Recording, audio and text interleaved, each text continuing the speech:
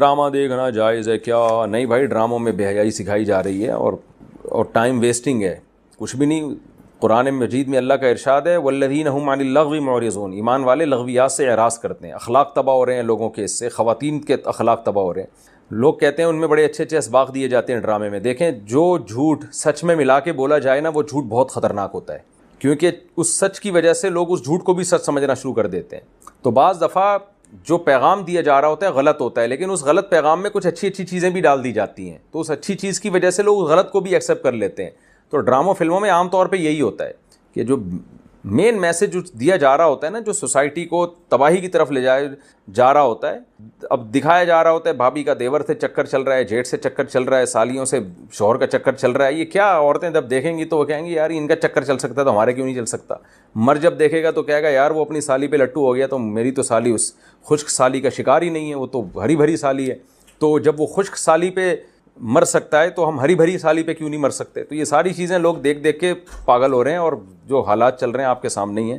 تو یہ چھوڑ دیں یہ چیزیں، اپنے آخرت کی فکر کریں، تلاوت میں ان چیزوں میں ٹائم لگائیں، اور دیکھنا ہی ہے تو کوئی تاریخی چیزیں پڑھیں، ان کی تاریخی کہانیاں پڑھیں، تو نالج میں اضافہ ہوگا آپ کی۔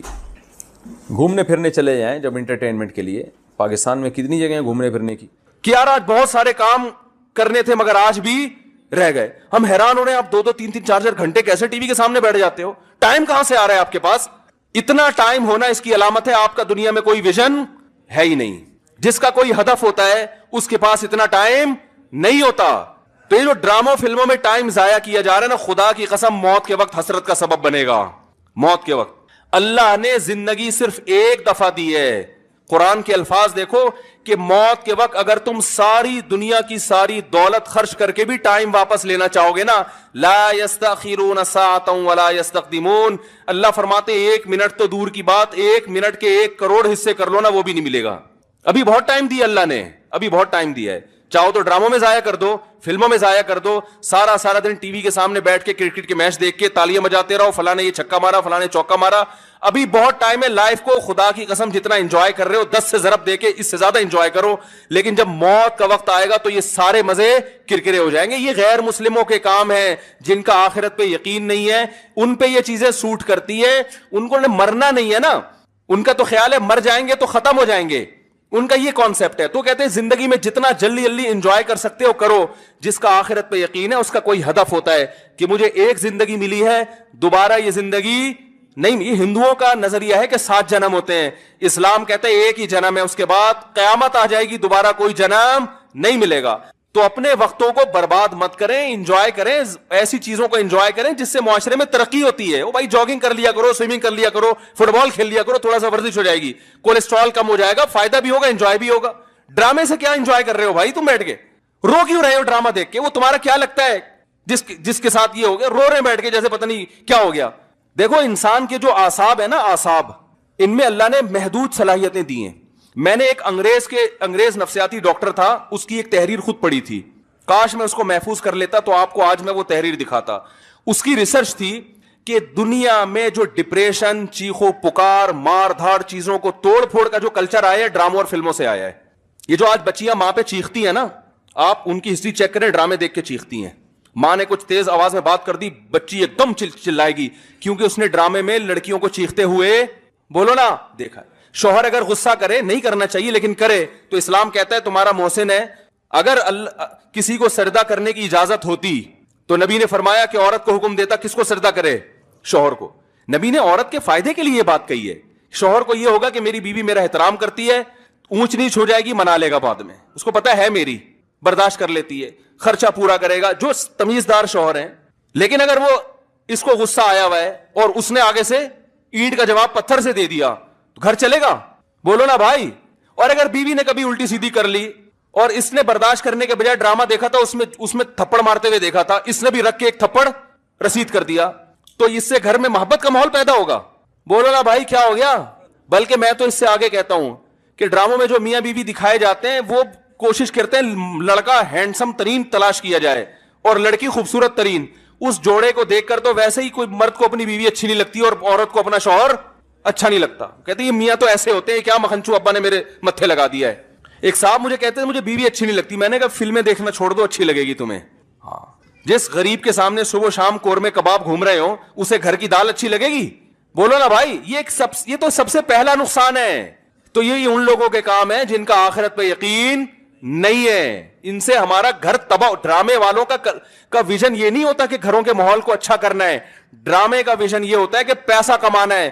ہر وہ چیز جو مارکیٹ میں چلے گی اس سے پیسہ آئے گا. تو مارکیٹ میں نیگیٹو چیزیں زیادہ چلتی ہیں. میرے کلپ میں دیکھو, میں نے یوٹیوبرز کو ابھی کچھ کنٹرول کیا ہے. پورے بیان ماں باپ کے حقوق پر, بیوی بچوں کے حقوق پر چل رہا ہے, اللہ اس کے رسول کے حقوق پر. درمیان میں ایک لطیفہ آ گیا, لطیفہ سب سے زیادہ ہٹ ہوتا ہے. سمجھ رہے ہیں نا؟ تو لوگوں کو تو انٹرٹینمنٹ چاہیے, وہ مثبت چیزیں کم چلتی ہیں. تو اگر دیکھو ایک طیب اردوغان ہے نا, ترکی کا صدر, میں ڈراموں کو جائز نہیں کہتا, لیکن اس نے بھی ڈرامے بنائے. میں نہیں کہتا کہ وہ دیکھنا جائز ہے, لیکن پھر بھی ایک ویژن تو رکھا نا اس نے ذہن میں کہ خلافت عثمانیہ کا صحیح تصور دکھانا ہے, فیملی سسٹم کو جوڑنا ہے. ابھی طیب اردوغان کی ایک اسپیچ ہم نے سنی, اس نے کہا کہ اپنی قوم کو ترغیب دے رہے کم عمری میں شادیاں کرو. کیا ترغیب دے رہے اپنی قوم کو؟ کم عمری میں شادیاں کرو. ہم نے اپنی نسل کو بڑھانا ہے. ترکی کو افرادی قوت چاہیے.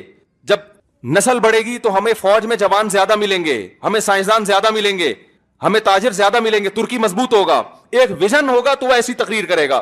ویژن نہیں ہے تو آپ کا مقصد صرف دولت, پیسے کمانا, مغربی طاقتوں کو خوش کرنا, تو وہ پیسے تو ان ڈراموں نے بہت کمائے. لوگ کہہ رہے ہیں بڑا کروڑوں اربوں روپے کا بزنس کر لیا ڈرامے نے. میں کہتا ہوں بھائی بزنس اربوں روپے کا کر لیا مگر کلچر کا بیڑا غرق کر دیا. تو بزنس تو میرے بھائی چرس بیچنے والا جتنا اچھا کرتا ہے نا, ہیروئن بیچنے والا, چرس کا بزنس زیادہ اچھا ہے یا ہیروئن کا؟ بتاؤ. ابے یہ گٹکے والے تو بےچارے, ان کا کوئی بزنس ہے جو گٹکے دکان کھول کے بیٹھے ہوئے ہیں؟ یہ تو خود دوسرے سے گٹکے ادھار مانگ کے کھا رہے ہوتے ہیں. چرس کرو گے تو زیادہ پیسہ, اور اگر ہیروئن پہ آ گئے ارب پتی بن جاؤ گے. تو بزنس نہیں دیکھا جاتا, یہ دیکھا جاتا ہے اب قوم کو پیغام کیا دے رہے ہو. تو بھائی یہ حکومت نہیں کرے گی, یہ آپ نے کرنا ہے. اپنے گھروں کو آپ نے کنٹرول کرنا ہے. اپنے گھروں سے ٹی وی کو بند کریں, قابو میں لائیں. اگر رکھا ہوا بھی ہے تو اس کو ایک لمٹ کریں, قابو میں لائیں. دیکھیں کیا, اور بچے لیپ ٹاپ دیکھ رہے ہیں تو جا کے ہسٹری تو سرچ کریں کہ کیا دیکھ رہا ہے بیٹھ کے وہاں پہ. وہ نبی صلی اللہ علیہ وسلم نے فرمایا للصائم فرحتان, روزے دار کو اللہ دو خوشیاں دیتا ہے. ایک خوشی تو آخرت میں ملے گی جنت کی صورت میں, ایک خوشی افطار کے وقت. سارا دن آپ اپنے کھانے پینے پہ کنٹرول کرتے ہیں. دیکھو کھانے پینے پہ کنٹرول کرنے میں صرف یہ ٹینشن نہیں ہوتی بھوک اور پیاس کی, بڑی ٹینشن یہ ہوتی ہے کسی کام میں دل نہیں لگتا انسان کا. روزہ رکھے نا کوئی بھی کام تمیز سے ہوتا نہیں, عادت ہی نہیں ہے. جن لوگوں کو صبح ناشتے کی عادت ہے, ناشتہ کر کے آفس جاتے ہیں, بڑے فریش ہوتے ہیں, وہ ناشتہ کیے بغیر جا رہے ہوتے ہیں. جن لوگوں کو عادت ہے شام کو سٹا لگانے کی, چائے و پینے کی, وہ بغیر چائے کے. تو زبان خشک اور وہ آہستہ آہستہ, باڈی کی تو ضرورت نہیں ہوتی اتنا کھانے پینے کی, لیکن عادت تو لائف کہتے ہیں نا بورنگ لائف ہو جاتی ہے, بور ہونا شروع ہو جاتے ہیں, کسی کام میں دل نہیں لگ رہا. لیکن جب اللہ تعالیٰ ہمیں افطاری کے دسترخوان پہ بٹھاتے ہیں, چند نوالے پیٹ میں اترتے ہیں, کیسی طبیعت فریش ہو جاتی ہے. یہ عام دنوں میں طبیعت میں یہ لذت انسان محسوس نہیں کرتا. تو اللہ نے کیا فرمایا, نبی نے کیا فرمایا کہ ایک روزے دار کو جو خوشی ملے گی وہ آخرت میں ملے گی, اور ایک خوشی دسترخوان پہ جب وہ افطار کرتا ہے وہ بھی بڑی مزے کی خوشی ہوتی ہے. اور میں آپ سے ایک گزارش کرتا ہوں, اس کا مذہب سے براہ راست تعلق نہیں ہے, میڈیکل سائنس سے ہے, لیکن مذہب بھی صحت کو کی ترغیب دیتا ہے نا صحت بنانے کی. رمضان میں ایک کام آپ کر لیں, تھوڑا کھانے پینے پہ کیا کر لو میرے بھائی, کنٹرول کر. ہوتا یہ ہے کہ صبح سحری سے لے کے رات تک مغرب تک جب ہم بھوکے پیاسے رہتے ہیں, ہماری باڈی کا فیٹ ختم ہونا شروع ہوتا ہے, باڈی نتھرنا شروع ہوتی ہے, جسم کی زکات نکلنا شروع ہوتی ہے, جسم فریش ہونا شروع ہوتا ہے. اس کے بعد جو حساب کتاب افطار کے وقت میں پھوڑنا پھاڑنا ہوتا ہے, اس سے باڈی کی ایسی کی تیسی ہو جاتی. رمضان میں ہارٹ اٹیک کے واقعات میرا خیال ہے عام دنوں سے زیادہ ہی ہوتے ہیں. بھائی اللہ میاں نے کھانے کی چھٹی دی ہے, پھوڑنے کی چھٹی. کھانے اور پھوڑنے میں کیا ہے بولو, فرق ہے. نبی صلی اللہ علیہ وسلم نے فرمایا بدترین برتن جس کو بھرا جائے نا وہ انسان کا پیٹ ہے. کوئی برتن فل بھرا ہوا اللہ کو اتنا برا نہیں لگتا جتنا انسان کا پیٹ برا لگتا ہے اللہ کا. میں نہیں کہہ رہا کہ حرام ہے زیادہ کھا لیں آپ, حلال حرام کی بات نہیں ہے, ناپسندیدہ شریعت کی نظر میں بہرحال ہے, حرام نہیں ہے. اب آپ کہیں کہ بھوکے پیاسے بھی کھانے بھی نہیں دے رہے, اللہ میاں بھی ابھی بھی پابندیاں لگا رہے. اللہ پابندی نہیں لگا رہا, لگا کھا لو, پھوڑ دو, جتنا پھوڑنا پھوڑ دو, پڑے ہوئے خود ہی ہو گئے نا, پھوڑ دو, حرام نہیں ہے لیکن پسندیدہ کام نہیں ہے. تو تو رمضان میں آپ اپنے آپ کو عادی بنا سکتے ہیں کم کھانے کا, اچھا کھانے کا. میں بھی سموسے پھوڑتا ہوں, پکوڑے پھوڑتا ہوں, لہذا میں آپ کو یہ کہوں کہ سموسے نہ کھائیں, پکوڑے نہ کھائیں, یہ غلط ہو جائے گا. جب میں کھانے لگوں گا میرے گھر والے میرا ہی بیان چلا دیں گے کہ آپ خود لوگوں کو بول رہے ہو کہ سموسے مت کھاؤ اور خود کیا کر رہے ہو, کھا رہے ہو. لہذا میں ایسی بات کیوں کروں جو میں خود نہیں کر رہا. لیکن ہم سب مل کے عزم کر لیتے ہیں آپس میں کہ تھوڑا کیا کریں گے, کنٹرول. میں بھی کوشش کروں گا. اب گھر والے کہیں گے بیان دیکھو, میں نے کوشش کا وعدہ کیا تھا, تو کوشش ہی تو ہو رہی ہے کہ میرا ہی بیان مجھے ہی سنایا جا رہا ہے. کوشش کی جا سکتی. سموسے بھی کھا لیں اعتدال سے. میں نے بہت دیکھا ہے لوگوں کو افطاری میں بہت زیادہ پھوڑتے ہیں, مسائل کھڑے ہو جائیں گے آپ کے لیے. شربت پہ شربت پیے جا رہے ہیں, چینی کے نا پیے جا رہے ہیں, کولڈ ڈرنک پہ کولڈ ڈرنک پیے جا رہے ہیں. اچھا کمال کی بات یہ کہ افطاری میں طبیعت سے پھوڑتے ہیں, پھر نماز کے بعد آ کے کھانا کھاتے ہیں. یہ آج تک کم از کم میری کھوپڑی میں یہ چیز نہیں آئی کہ کھانا کیسے کھا رہے ہو یار. یا تو ایک کھجور سے روزہ افطار کیا ہوتا ہے, نماز پڑھ کے آگے کھانا کھاتے ہیں. یہ بہت جگہ ہم نے دیکھا ہے, افطار پارٹیوں میں بھی ہوتا ہے. پہلے افطار پارٹی میں کیک, پیسٹریاں, سموسے, پکوڑے اور چکن اور کیا کچھ ہوگا, وہ کھانے کے بعد چلو جی اب جماعت سے نماز پڑھے, اب کھانا لگا ہوا ہے. اب مجھے کہہ رہے ہو کھانا لگا دیا. کھانا یہ کیا کھایا ہم نے بھائی؟ ایک آدمی نے کم از کم 6 سموسے کھائے ہیں اور اتنے پکوڑے کھائے ہیں, تو اب کھانا کیا؟ تو لوگ کہتے ہیں کھانا روٹی سالن کو کہا جاتا ہے اور چاول کو کہا جاتا ہے. یہ جو ہم نے کھایا ہے کھانے سے پہلے, جو نماز سے پہلے افطاری میں, یہ روٹی سالن نہیں تھا. یہ سموسے, پیسٹریاں, پکوڑے اور پتہ نہیں رول اور کیا کیا چیزیں آ رہی ہیں, یہ تو وہ تھا. پیٹ جو ہے نا, پیٹ, اس کو نہیں پتا کھانے کی ڈیفینیشن ہندوستان اور پاکستان میں کیا چل رہی ہے اس وقت. پیٹ یہ دیکھتا ہے کہ اوپر سے کوئی چیز آ رہی ہے, اس کو ہضم کرنا شروع کر دو. پیٹ اسی کو کھانا کہتا ہے. نہیں آئی بات میرا خیال ہے. ایک دفعہ ہمارا پشاور جانا ہوا تو ہمارے کچھ میزبان تھے, وہ ماشاءاللہ پٹھان لوگ تو ویسے ہی بڑے سخی ہوتے ہیں. انہوں نے کیا کیا, میرے لیے نا دیسی مرغیوں کی وہ لا کے رکھ دی. دیسی مرغیاں نا روسٹ, بڑی زبردست تھی وہ, رانے اس کی بنی ہوئی. ہم نے پھوڑ دی. وہ ماشاءاللہ بڑے ہیوی کھانا تھا, تو میں نے اچھی طرح طبیعت سے کھا لیا, بڑا مزہ آیا. میں تو کہا ہو گیا کھانا بھائی, اتنی دیر میں اب کھانا آ رہا ہے. اب میں مجھ پہ نا, کیونکہ وہ پھر کھلاتے بھی زبردستی ہیں, مجھ پہ راشا تاری ہو گیا. میں نے کہا اللہ خیر کرے, اب کیا ہوگا؟ انہوں نے کہا وہ سب کھانا. میں نے کہا بھائی ہمارے اندر تو طاقت نہیں ہے. انہوں نے کہا تمہارے باپ کو بھی کھانا پڑے گا. ان کا یہ الفاظ نہیں تھے, لیکن اسٹائل اسی قسم کا تھا. وہاں ایسا نہیں ہو سکتا کہ کھانا ہے اور آپ نہیں کھاؤ. پھر ہم نے کھایا, تھوڑا سا کھایا. تو افطاری میں کیا کر رہے ہوتے ہو بھائی؟ تو آپ بہترین, آپ تجربہ کر کے دیکھ لو میرے مشورے پر. افطاری میں شربت نہ پیو آپ. میں آپ کو بتا رہا ہوں, آپ کا دماغ ایسا فریش ہو جائے گا نا, آپ کہو گے واہ مزہ آ گیا بھائی. اکثر آپ نے دیکھا ہوگا افطاری کرتے ہی لوگ ٹن ہو جاتے ہیں, دیکھا ہوگا نا. مغرب کے بعد گھر جاتے ہیں, بستر سے اٹھا ہی نہیں جاتا. پھر تراویح میں ایسے جھوم رہے ہوتے ہیں جیسے جن پر لگتا ہے کسی نے کوئی قبر سے مردہ اکھاڑ کے لا کے یہاں کھڑا کر دیا ہے. یہ حالت ہوتی ہے. آپ کو جو نیند آتی ہے نا, میٹھا کھانے سے آتی ہے, خوب سمجھ لیں, کارب لینے سے آتی ہے. آپ اپنی خوراک میں کاربوہائیڈریٹ کو کم کر دیں, آپ فریش بھی ہوں گے, نیند بھی نہیں آئے گی, جسم کو طاقت پوری ملے گی. آپ افطاری میں تجربہ کر کے دیکھ لیں, میٹھے میں صرف کھجور کھائیں آپ افطاری میں, اس سے نیند نہیں آئے گی. کھجور میں کوئی الگ ٹائپ کا میٹھا ہوتا ہے. آپ نے افطاری میں شربت نہیں پینا, آپ نے افطاری میں روٹی چاول نہیں کھانے, تھوڑے سے کھا لیں آپ, زیادہ نہیں کھائیں. کھجور کو فوکس کریں آپ, جو چنے کی چاٹ وغیرہ ہے نا اس کو فوکس کریں, وہ کھائیں, پیٹ بھی بھر جائے گا آپ کا. سفید چنا نہیں آتا اور کالا چنا, اس کی کوئی مزے کی چاٹ یا لوبیا کی چاٹ بنا کے وہ پھوڑ دیں آپ, پیٹ بھی بھرے گا آپ کا. لیمن پی لیں, لیمن, لیمو کا تھوڑا سا, بے شک تھوڑی بہت چینی ڈال, وہ بغیر اس کے پیا نہیں جاتا, شہد ڈال دیں اس میں تو زیادہ اچھا ہے, وہ پی لیں آپ اپنے خرچے پہ. یہ سارے کام اپنے خرچے پہ کرنے ہیں, ایسا نہ مجھے فون کر رہے ہو ہم نے آپ اتنا کچھ انتظام کر لیا ہے, پیسے بھجوا دیں. تو کھجورے پھوڑ دیں آپ افطاری میں, اور چاٹ واٹ سے پیٹ بھر لیں آپ, یہ چنے کی چاٹ وغیرہ سے نا, دہی بڑے وغیرہ سے, اس سے پیٹ بھر لیں آپ. تو آپ کو نیند نہیں آئے گی, آپ فریش ہو جاؤ گے,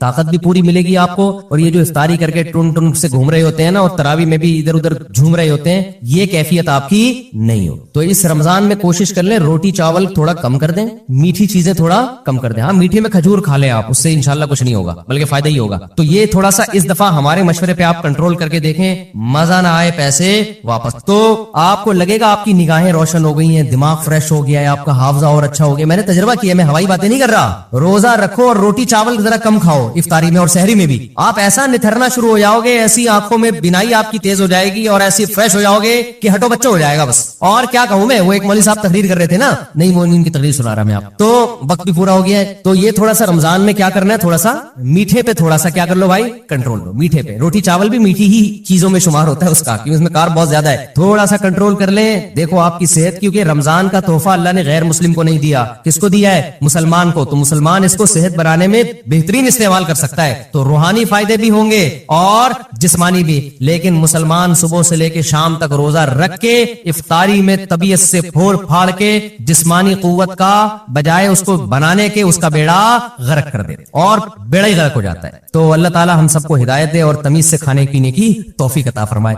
ایک تو اعلان سن لیں کہ میرے شیخ حضرت مفتی عبد الرحیم صاحب جن سے میں بیعت ہوں, ان کا ایک یوٹیوب چینل بن گیا مفتی عبد الرحیم کے نام سے, تو آپ لوگ اس کو سبسکرائب کریں. بہت بڑے بزرگ ہیں, بہت تجربہ ہے ان کا, تقوی, علم, اہل اللہ کی صحبت. وہ تو جب آپ ان کے بیانات سنیں گے تو آپ کو اندازہ ہوگا. تو بعض دفعہ انسان کے پاس علم بہت ہوتا ہے, تجربہ نہیں ہوتا, وہ بھی بعض دفعہ لوگوں کو گمراہ کر دیتا ہے. بعض دفعہ تجربے ہی ہوتے ہیں, علم نہیں ہوتا. بعض دفعہ دونوں چیزیں ہوتی ہیں, تقوی نہیں ہوتا, اللہ کا خوف نہیں ہوتا. بعض دفعہ تینوں چیزیں ہوتی ہیں, حکمت نہیں ہوتی جو اہل اللہ کی صحبت سے انسان کو حاصل ہوتی ہے. تو ان میں الحمدللہ یہ چاروں صفات ہیں, تبھی ہم نے ان کو اپنا شیخ بنایا ہے. تو اس لیے ان کا سن لیا کریں, بہت فائدہ ہوگا انشاءاللہ. اور جب کوئی انسان میں کوئی بڑی صلاحیت ہوتی ہے نا, کام اللہ بہت لیتے ہیں, تو اس کے خلاف پروپیگنڈا بھی بہت ہوتا ہے. ہمارے ملک میں پازیٹیو وے میں کام کرنا دنیا کا مشکل ترین کام ہے. کوئی شخص ممبر پہ بیٹھ کے الٹی الٹی پھینکنا شروع کرے نا, تو لوگ اس کو پسند کرتے ہیں. زبردست خاندانی مخالفتیں کرتا رہے, وہ ایسا وہ ایسا وہ ایسا, فوج ایسی, عمران خان ایسا,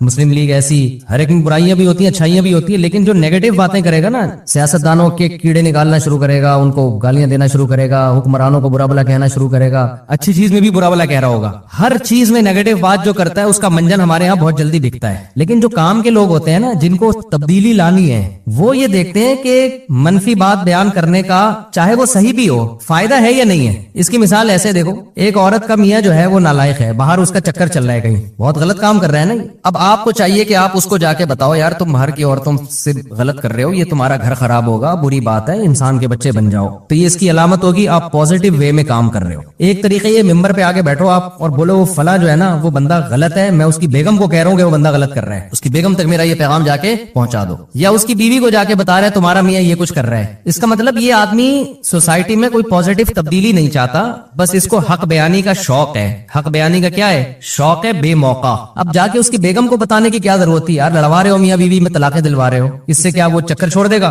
آپ خود سمجھاؤ, اس کے باپ کو بتاؤ. اس طرح عورت کو شوہر کے خلاف, شوہر کو عورت کے خلاف, باپ کو بیٹے کے خلاف, بیٹے کو باپ کے خلاف. تو ہمارے یہاں بہت سے لوگ اس طرح سے ملک کی اصلاح کی کوشش کر رہے ہیں کہ عوام کو حکمرانوں کے خلاف, عوام کو اسٹیٹ کے خلاف, اور ایسی مخالفت ہونا جس سے فائدہ ہو کہ بھئی یہ غلط ہے یہ صحیح ہے. تو وہ مخالفت برائے مخالفت ہو رہی ہے, اس کے نتیجے میں ریاست کا بیڑا غرق ہونے والا ہے جو حالات چل رہے ہیں. تو پازیٹیو وے میں کام کرنے والے لوگ میں نے اپنی زندگی میں بہت تھوڑے دیکھے ہیں. چند ہیں بڑے بڑے علماء الحمدللہ جو بڑے پازیٹیو وے میں کام کر رہے ہیں, لیکن آپ یوٹیوب پہ دیکھو کہ ان کی مقبولیت نہیں ہے. لوگ سننا ہی نہیں چاہتے, لوگ نیگیٹو باتیں سننے کے عادی ہو گئے ہیں. ہر اچھے کام کی غلط توجیہ پیش کرنا اور ہر غلط کام کے جو آپ کا لیڈر جو اچھا کر رہا ہے اس کو غلط کہنا, یعنی جو غلط کر رہا ہے اس کو اچھا کہنا, اور دوسرے کا لیڈر جو اچھا بھی کر رہا ہے اس کو بھی غلط کہنا. یہ پالیسی چل رہی ہے ہمارے یہاں. تو حضرت مفتی عبد الرحیم صاحب جو میرے شیخ و مرشد ہیں, وہ ان لوگوں میں سے ہیں جو الحمدللہ پازیٹیو وے میں کام کر رہے ہیں, اور بہت بڑے بڑے کام وہ کر چکے ہیں جس کا پبلک کو پتہ ہی نہیں ہے, کیونکہ ان کو نام کا بھی شوق نہیں ہے. ہم تو ان کے قریب رہے ہیں, 27 سال ہو گئے مجھے ان کے ساتھ رہتے ہوئے, ہمیں ان کے اخلاص کا پتہ ہے. لیکن جب ایک بات یاد رکھو, جب آپ پازیٹیو وے میں کام کرو گے نا, بہت سے لوگ آپ کی ٹانگیں کھینچیں گے. کوئی آپ کو اسٹیبلشمنٹ کا کہے گا, کوئی بوٹ پالیشیا کہے گا, کوئی حکمرانوں کا وفادار کہے گا, جبکہ نہ وہ اسٹیبلشمنٹ سے 1 روپیہ لیتے ہیں, نہ کبھی لیا انہوں نے, نہ حکمرانوں سے ان کا کوئی مفاد ہے, لیا ہی نہیں کبھی نا. پازیٹیو وے میں کام کر رہے ہیں. تو آپ ذرا ان کو سنیں تو آپ کو اندازہ ہوگا کہ الحمدللہ یہ تمیز کے لوگ بھی دنیا میں موجود ہیں جن سے آپ کو بہت اچھی گائیڈنس ملے گی اور اپنی زندگی میں تبدیلی لانے کا موقع ملے گا. آپ کہیں گے مفتی صاحب پھر آپ بھی تمیز کے بن جاؤ نا, جب اتنی تمیز باتیں کر رہے ہو. ہم جیسے ہم کو ویسے ہی رہنے دو بھائی, ہم بدتمیز ہی اچھے ہیں. ہم کیا ہیں, بدتمیز ہی اچھے ہیں. اچھا بھائی مفتی صاحب ہولی منانا کیسا ہے, انتہائی درجے کی بدتمیزی ہے. ابھی تمیز پہ بات چل رہی ہے نا. ہندو منائے, آپ نہ مناؤ بھائی. اگر ہندو ہولی مناتے ہیں تو کیا انہیں روکنا چاہیے؟ اور مسلمانوں کے لیے مذہبی رواداری کی نیت سے ہولی میں شرکت کرنا کیسا ہے؟ دیکھو ان کو تو مت روکو, ان کا مذہبی تہوار ہے, ان کو کیوں روک رہے ہو بھائی؟ وہ ہندو ہے, وہ مسلمان تھوڑی ہے. باقی آپ نہ مناؤ. باقی مذہبی رواداری کے لیے, مذہبی رواداری میں یہ ہے کہ ان کو کرنے دو, بس اتنی رواداری کافی ہے, افورڈیبل ہے. اب شراب کوئی شخص پی رہا ہے تو پی رہا ہے نا, وہ پی رہا ہے, آپ اس کو نہ روکو. یہ تو نہیں کہ اس کے ساتھ جا کے پینا شروع کر دو بھائی, وہ ٹھیک ہے رواداری ہے یار, چھوڑو یار, اس کا مسئلہ ہے, ہمارا کیا مسئلہ ہے. تو لیکن میں نہیں کہہ رہا کہ ہولی پینا شراب جیسا ہے, لیکن ہمارے مذہب میں تو حرام ہے نا دوسرے مذہبی تہواروں پر عمل کرنا. تو اب وہ کر رہے ہیں, ان کو کرنے دو, ان کو نہ چھیڑو, لیکن آپ کے لیے اس میں شرکت جائز نہیں ہے. لوگ کہتے ہیں کہ بھائی ہندو بھی تو ہمارے تہواروں میں شریک ہوتے ہیں ہمارے ساتھ. بھائی ان کے مذہب نے ان کو نہیں روکا ہمارے تہواروں میں شرکت سے, ہمارے مذہب نے ہم کو روکا ہے. یہ اگر براڈ مائنڈیڈ بننا شروع ہوئے نا تو اس کی کوئی بریکیں نہیں ہے. پھر آگے یورپ میں جاؤ گے, امریکہ अमेरिका में जाओगे वो इससे हिंदुओं से 2 हाथ आगे हैं, बहुत सारी चीजें उनके यहाँ लीगल हैं, वो कहते हैं यार ये सब सेट है। तो आप कब तक ब्रॉड माइंडेड बनोगे? तो अपना मजहब जो इस्लाम ने दिया है आपको, और इस्लाम ने कहा है वमन यबतगी गैरल इस्लामी दीनन, अल्लाह की नजर में सिर्फ इस्लाम ही है। तो जब आपका ये दावा है तो हम उससे बाहर नहीं निकल सकते। बाकी हम तशद्दुद के कायल नहीं है, रवादारी के कायल हैं, हिंदुओं को खिलाएं पिलाएं, हदिये दें, तोहफे दें। मजहबी त्योहार में ना क्रिसमस में ईसाइयों के साथ शरीक होने की इजाजत है और ना होली में हिंदुओं के साथ शरीक होने की इजाजत। बाकी उनके आप अच्छी तरह से मिले उनको।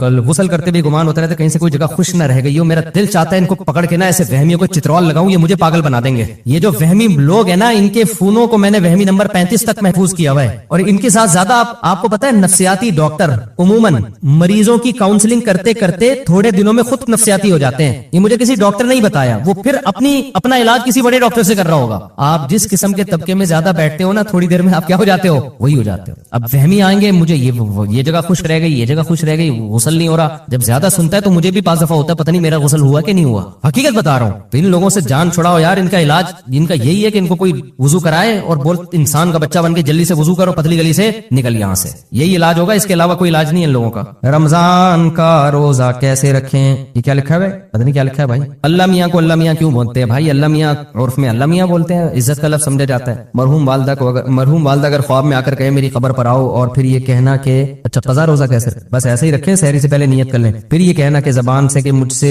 कब्र से बुलावा आया, क्या इसमें शिरक अंदेशा है? नहीं, ऐसा कोई शिरक अंदेशा नहीं। मुफ्ती साहब, क्या अंबिया अपनी खबरों में जिंदा होते हैं? क्या अकीदा रखना दुरुस्त है कि नबी के अलावा जितने अंबिया हैं वो नबी के साथ जितने, हाँ भाई अंबिया कब्रों में जिंदा होते हैं बरज़खी हयात के साथ। आम मुर्दों से ज्यादा उनको एक खास नौयत की जिंदगी दी जाती है। होती वो बरज़खी ही है, दुनियावी नहीं होती, वो होती बरज़खी हयाती है, लेकिन बहुत पावरफुल होती है, आम मैयतों से ज्यादा पावरफुल होती है वो। मुफ्ती साहब, जन्नत की जिंदगी कैसी होगी, इस पर तफसीली बयान करें इंशाअल्लाह। मुफ्ती साहब, एथियस, अल्लाह कहते हैं कि कुरान में दलाइल दें और अकल से दलाइल दें।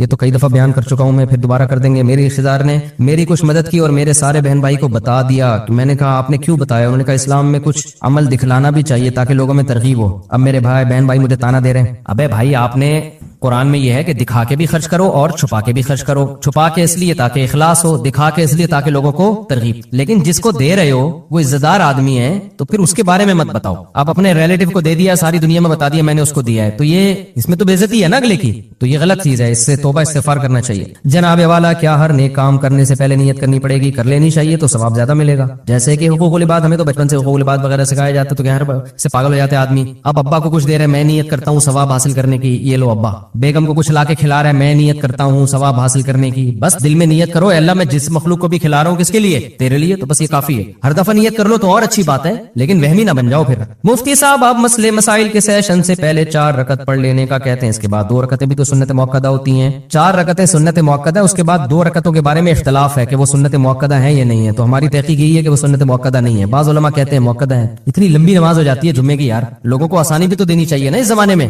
दोनों कॉल है तो आसान कॉल को ले लेना चाहिए, समझते हो? पढ़ ले तो अच्छी बात है, ना पढ़े तो भी ठीक है। मेरे लिए दुआए खैर फरमा दीजिए, दिल से दुआ, अल्लाह ताला आपको दुनिया और आखिरत भलाई दे। अलिया ने सलाम भेजा, दिल से दुआ जी, अलैकुम अलैहिस्सलाम, दिल से दुआ आप दोनों के लिए। यूरोप के कानून के मुताबिक तलाक या खुला की सूरत में आधी जायदाद देनी पड़ती है। शरीयत के मुताबिक अगर माल औरत का हो तो मर्द को क्या हुक्म है? जबकि इसने खुला की शर्त ये लगाई है कि जायदाद मिलेगी तो तलाक दूंगा, ये शर्त सही नहीं है। मर्द ने जब तलाक दे दी तो सिर्फ मेहर देना पड़ता है और इद्दत का नान नफका देना पड़ता है, और औरत ने अगर तलाक ली है तो उसको मेहर वापस करना पड़ता है, जायदादें देनी नहीं पड़ती। समझते हो? तो तलाक की सूरत में तो यूरोप में कानून है कि आधी जायदाद औरत की मर्द को दे दी जाए या मर्द की औरत को, ये गैर शरई कानून है, तो मर्द के लिए वो लेना हलाल नहीं है। अगर कानून ने फैसला कर दिया कि औरत की आधी जायदाद मर्द को दी जाएगी तो मर्द पर लाजिम है कि वो वापस कर दे। कानून ने फैसला कर दिया कि आधी जायदाद औरत को दे दो तो औरत पर लाजिम है कि वो वापस कर दे। समझते हो कि नहीं समझते? उनका कानून है, वो अपने हिसाब से चलेंगे, हम किसके हिसाब से चलेंगे? नहीं, क्योंकि अल्लाह का कानून पहले मौजूद है हमारे सामने। अच्छा भाई, मुफ्ती साहब, आपने सूरह बकरा की तफसीर बयान करते हुए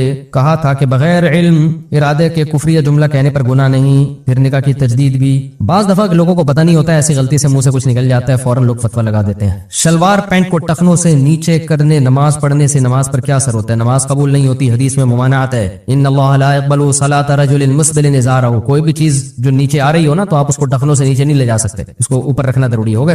और किसी ने भाई कोई सवाल पूछना हो यहाँ से, सैयद को ज़कात नहीं दी जा सकती. हाँ, बीवी सैयद नहीं है तो बीवी को दे सकते हैं, अगर सोना नहीं है उसके पास. शौहर सैयद है तो उससे बीवी सैयद नहीं बन जाती. बीवी अगर गरीब है तो उसको ज़कात दी जा सकती है, सैयद को नहीं दे सकते. और किसी ने कोई सवाल पूछना हो, बाद में सहरी में उठ लें और नियत कर लें कि रमजान का कज़ा रोजा रख रहा हूँ. आप क्या पूछ रहे हैं भाई? हाँ, इस्लामी बैंक में ठीक है. अब मुझे पता नहीं कौन ये काम कर रहा है, बाज लोग सही कर रहे होते हैं जी. अब मुझे हर बैंक का पता नहीं है कि वो शरीयत को फॉलो कर भी रहे हैं कि नहीं कर रहे हैं. हाँ, वहाँ भी जायज है. हाँ, जायज है भाई. ये बड़ा मसला है गैर इस्लामी मुल्कों में जाके बस जाना. उसके लिए जायज है जो अपने और अपनी औलाद के दीन की हिफाजत कर सके, उसके लिए जायज है. जो हिफाजत ना कर सके उसके लिए जायज नहीं. बाज लोग यहाँ खराब थे वहां जाके सही हो गए, लेकिन बाज यहाँ सही थे वहां जाके खराब. तो ये जनरली कोई एक यानी ऐसा नहीं है कि हर एक पे वो अप्लाई हो सके. एक कायदा बयान किया जाता है कि जो अपने दीन की हिफाजत कर सकता है उसके लिए जाना जायज है. लेकिन रोज बरोज ना वहां के हालात खराब से खराब तर होते चले जा रहे हैं, क्योंकि स्कूलों में होमोसेक्सुअलिटी बाकायदा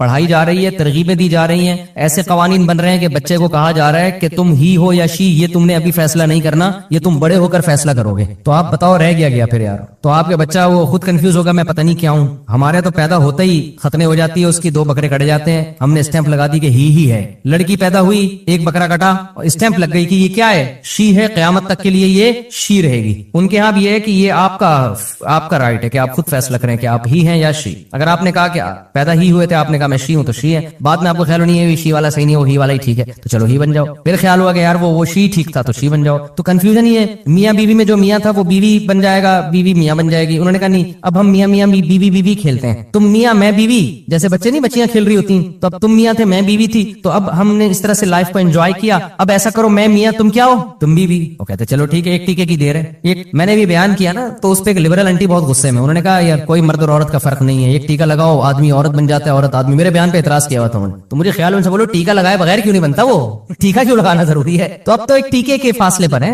जो बनना है आप एक टीका लगाएं बन जाए. ऑपरेशन होता है छोटा मोटा सा. तो अब ये आप अगर आप चाहते हो कि ये आपकी औलाद में ये चीजें जाएं तो ठीक है भाई, नहीं तो इसी गुर्बत और महंगाई में क्या करो मेरे भाई, गुजारा करो. महंगाई है, गुर्बत है, लेकिन जो ही है वो ही है, जो शी है वो क्या है, शी है. ये बहुत बड़ी अल्लाह की नेमत है, अल्हम्दुलिल्लाह. आप दामाद के बारे में कंफ्यूज नहीं है, वरना दामाद के बारे में लोग कंफ्यूज है वहां पे, पता नहीं मेरी बहू है कि कम वक्त दामाद है, क्या है. आपकी बेटी रुखसत होके जा रही है किसी घर में, आपको ये नहीं पता कि ये घर दामाद बनने जा रही है या बहू बनने जा रही है. तो इतनी कंफ्यूजन पैदा हो, इसको कहते हैं ब्रॉड माइंड. हम क्या है, आजाद ख्याल लोग हैं. तो उनके यहाँ ये होगा भाई, हम लोग के यहाँ ऐसा नहीं होता. हम लोग के यहाँ बेटियां रुखसत होके जाती हैं और वो बहू बनती हैं और दामाद मिलते हैं जो पूरे ही होते हैं. कोई कंफ्यूजन अल्हम्दुलिल्लाह इसमें हमें नहीं होती. ख्वाजा सिरा होते हैं, वो पाकिस्तान में टोटल 4000 ख्वाजा सिरा हैं जो सच्ची मुच्ची के हैं, जो कुदरत की तरफ से हैं. करोड़ों की आबादी में सिर्फ कितने हैं, 4000. बाकी सारे बने हुए हैं. जब इनको पकड़ा जाए ना तो पता चलेगा पूरे आदमी है ये पैसा कमाने के लिए बने हुए होते हैं. वरना जो कुदरती तौर पे जो ख्वाजा सिरा पैदा होते हैं ना, उनका रेशो 0.1% भी मेरा ख्याल है बहुत कम है उनका रेशो.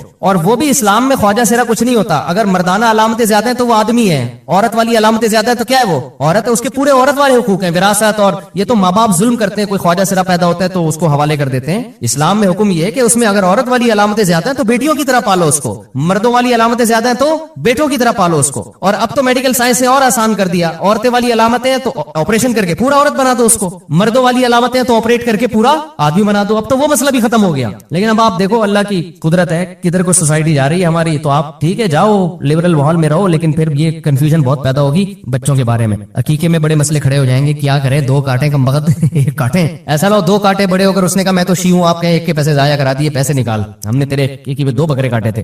तो बड़े मसाइल पैदा हो रहे हैं. तो जिन लोगों को ये खतरा है कि वहां ये मसाइल से वो नहीं निकल सकते तो उनके लिए ठीक नहीं है. जो ये समझते हैं कि निकल जाएंगे हम इन मसाइल से तो रह लें वहां जाके. मैंने एक लड़की को रिश्ते की, मैंने एक लड़की को अल्लाह की रजा के लिए छोड़ दिया क्योंकि हराम है. अब वो लड़की बद्दुआएं दे रही है, क्या वो बद्दुआएं भी लगेंगी? नहीं लगेंगी बद्दुआएं. और देखो इससे बड़ी नेकी कोई नहीं है कि इंसान अपने महबूब को खुदा की खातिर छोड़ दे, असल महबूब की खातिर छोड़ दे. ये बहुत बड़ी कुर्बानी है. तो इस पे अल्लाह आपको इंशाअल्लाह दुनिया में भी बहुत नवाजेगा, आखिरत में भी बहुत नवाजेगा. तो ये जो है ना अल्लाह की खातिर आपने किया. बाकी बद्दुआओं की परवाह मत करो. ये बद्दुआएं, अगर वो कहते हैं ना कौवे की बद्दुआओं से बैल मरते तो कोई भी बैल जिंदा ना रहता. और आप उसको ब्लॉक कर दो, घुन्ने बन के बद्दुआएं ना लो उससे. बाज़ दफा मैसेज देख रहे हैं, देखो कोई नई बद्दुआ तो नहीं आई हुई. तो मकसद होता है कि उस एंजॉय करना ना, थोड़ा देखें महबूब ने क्या भेजा है, वो खुश हो रहा होता है, कितना टेंशन में है भाई, जबरदस्त. तो उसका तरीका ये है कि नसीम मनसिया, ब्लॉक कर दिया नंबर, खत्म. इज्जतदार आदमी बीवी रखता है बस, उसके अलावा उसके पास कोई ऑप्शन नहीं. इसकी फायदा फिर वो अपनी नस्लों में उठाता है. इज्जतदार औलाद मिलती है,